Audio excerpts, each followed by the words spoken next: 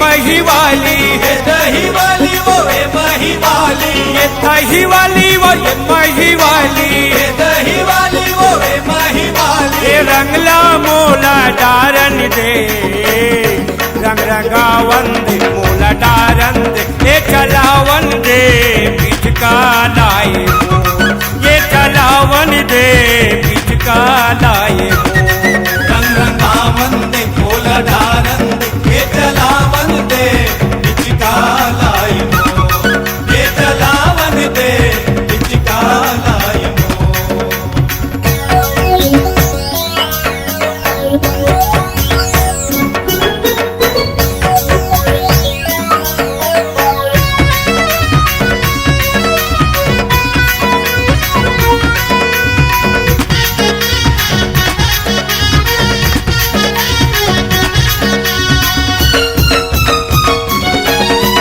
कहोगे तोला ये वो दही वाली, आज नहीं छोड़ो तोला वो, आज ने छोड़ो तोला ए गोरी, आज ने छोड़ो तोला वो।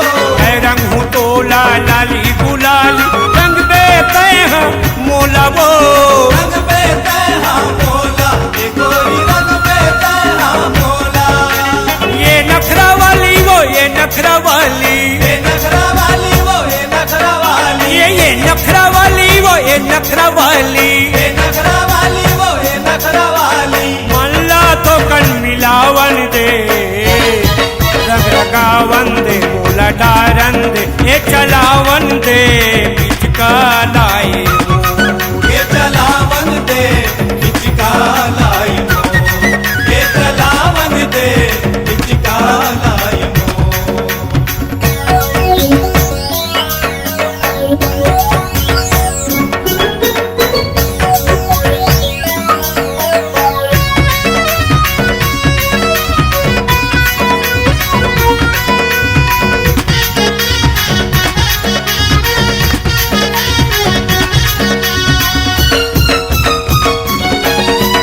छोड़ के तैहा ला शरम ला, थोकन मोर तिर आना वो।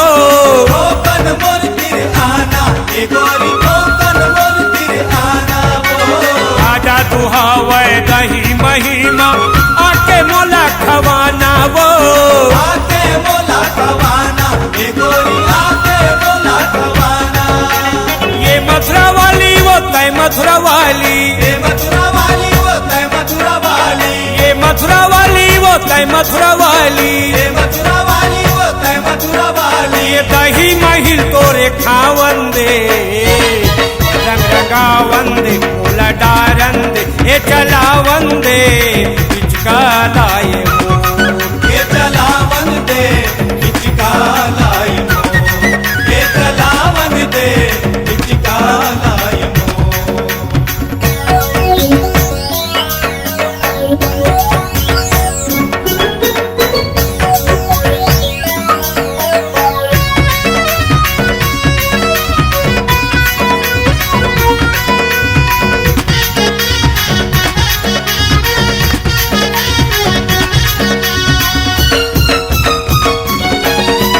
कथे कथे तोला रंग रंगाती, कथे कथे कुछ दासी वो।